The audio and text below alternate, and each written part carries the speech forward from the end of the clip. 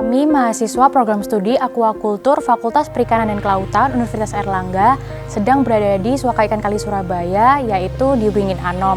Kami di sini untuk mengetahui status reproduksi dari beberapa jenis ikan lokal. Pendekatan dilakukan melalui pengamatan histologi dari organ seks primer atau gonad dari suatu ikan. Dari pengamatan histologi tersebut akan dapat mengetahui status reproduksi dari suatu ikan pada suatu musim tertentu.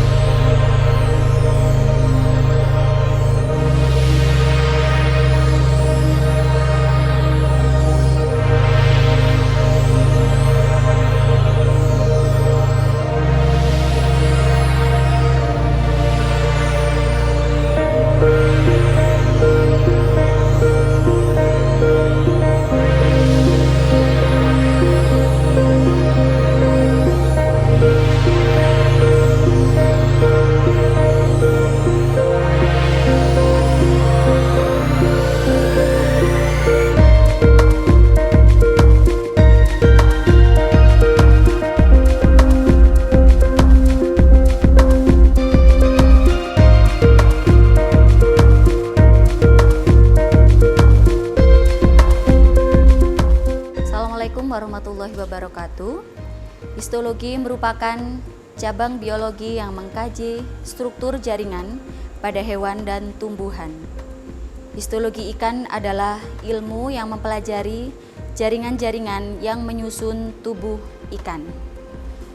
Tujuan daripada mata kuliah ini adalah memahami, mengerti struktur, susunan, dan kesamaan fungsi tubuh ikan dan udang dalam rangka mengetahui status fisiologi ikan dan udang.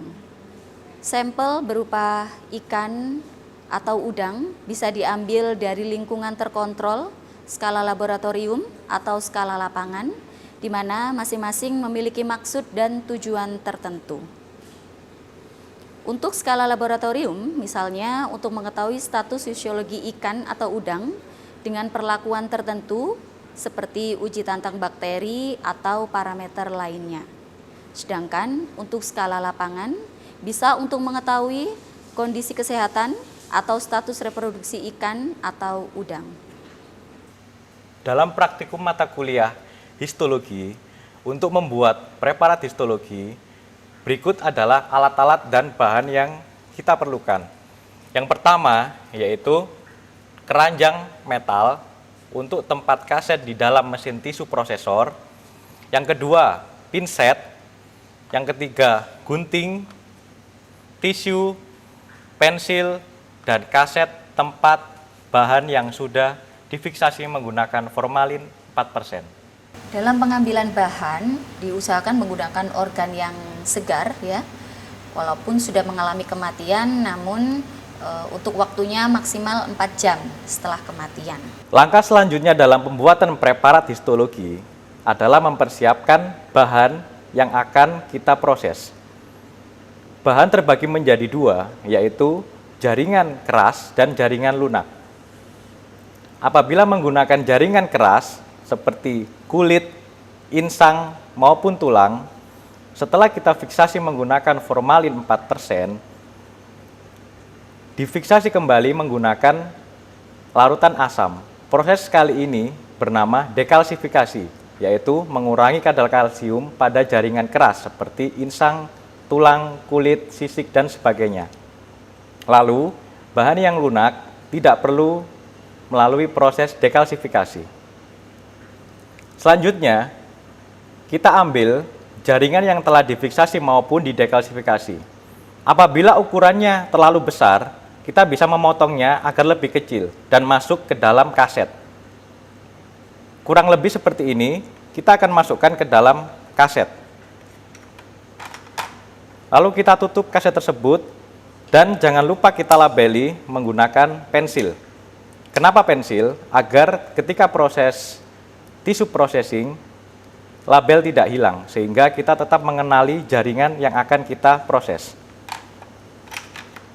Begitu pula dengan jaringan lunak.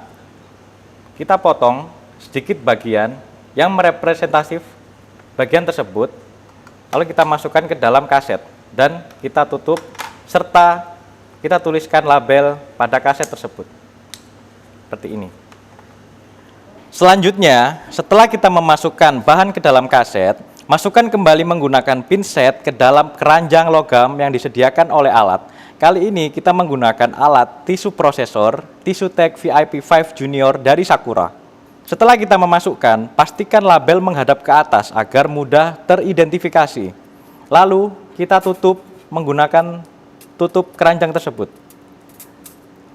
Tujuan dari keranjang ini agar memastikan bahan dan kaset tetap terendam dan tenggelam di bawah cairan ketika processing berlanjut.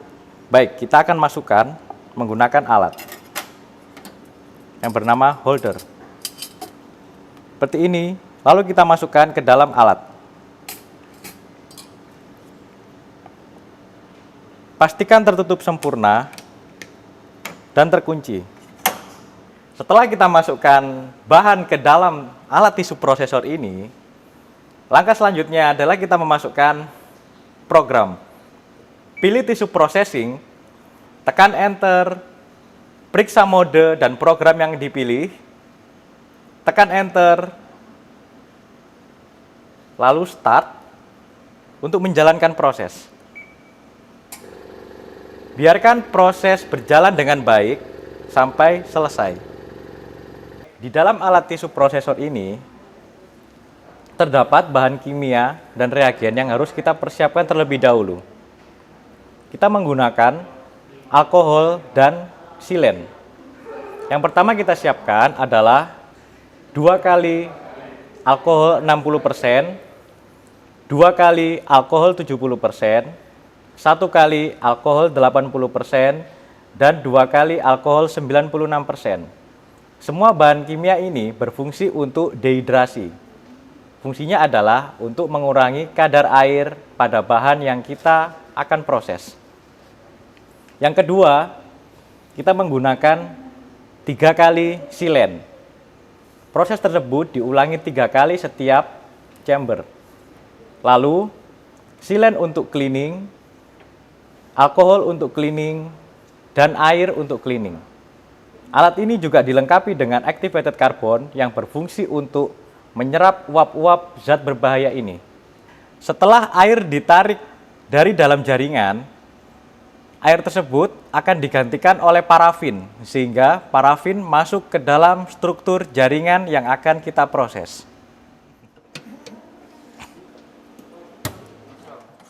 Lele ini merupakan hasil perlakuan uji tantang terhadap bakteri. Selanjutnya yang akan dilakukan yaitu mengamati insang dari lele tersebut. Berikut merupakan udang hasil perlakuan uji tantang bakteri setelah diberi imunostimulan. Organ yang akan diambil yaitu hepatopankreas.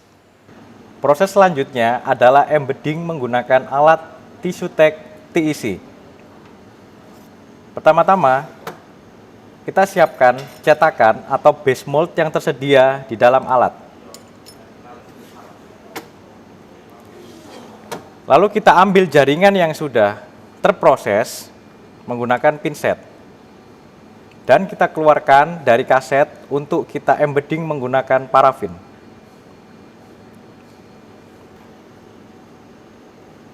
Keluarkan organ dari kaset.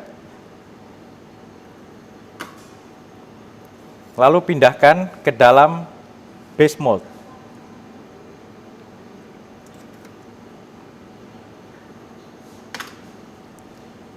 Selanjutnya, kita tuang parafin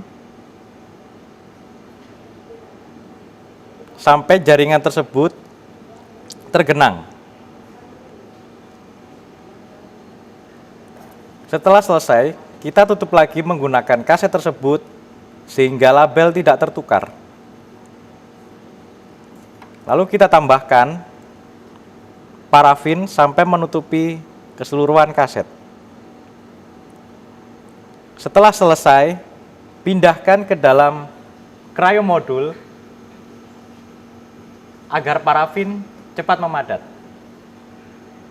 Setelah jaringan yang tercetak di dalam parafin, langsung kita cutting menggunakan alat AquaCut SRM dari Sakura.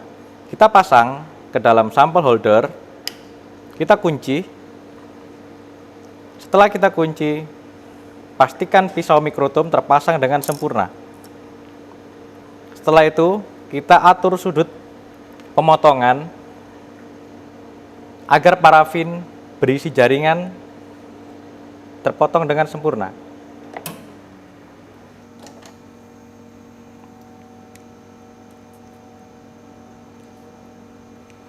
Setelah mendapatkan potongan jaringan yang kita anggap sesuai, ambil menggunakan kuas dan objek gelas secara halus dan teliti.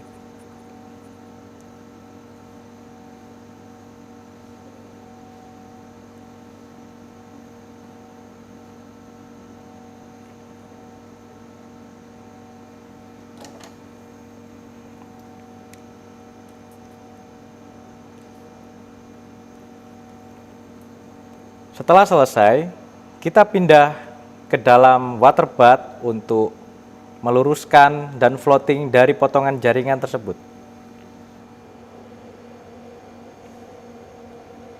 Pastikan suhu water bath berada di temperatur yang sesuai agar parafin tidak pecah.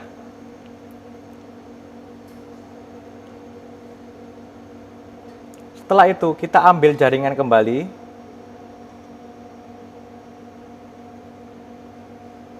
Dan akan kita cat menggunakan hematoksilin dan eosin.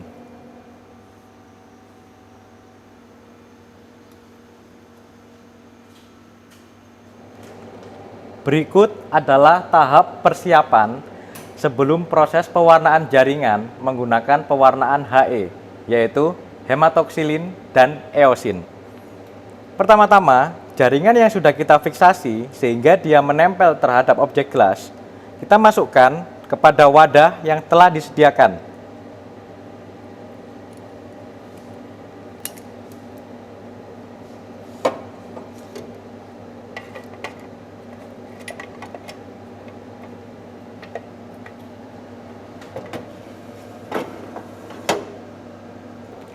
Setelah semuanya siap, kita akan melakukan proses pewarnaan jaringan menggunakan pewarna hematoksilin dan eosin.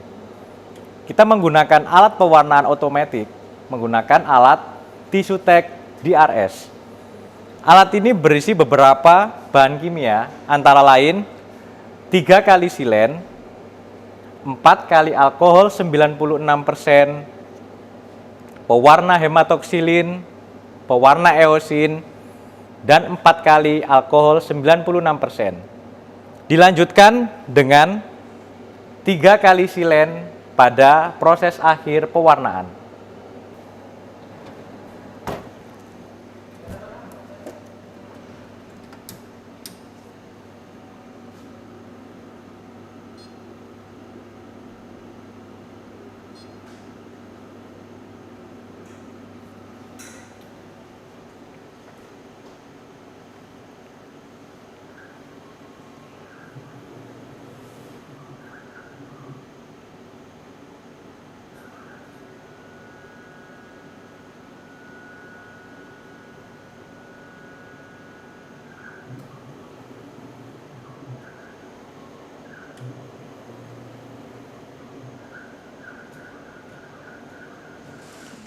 Setelah pewarnaan selesai, maka kemudian awetkan preparat dengan menggunakan entelan dan kemudian ditutup dengan menggunakan cover glass.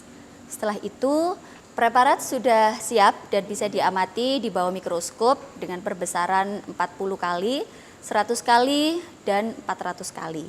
Dan jika diperlukan, Bisa juga diamati dengan perbesaran 1000 kali, namun harus ditambahkan dengan oil emersi. Oke, sekarang kita mulai pengamatan untuk preparat histologi organ insang ya. Yang pertama kita amati di bawah perbesaran 40 kali ya, seperti yang tertera di sini. Dan kemudian setelah itu kita coba untuk yang perbesaran 100 kali.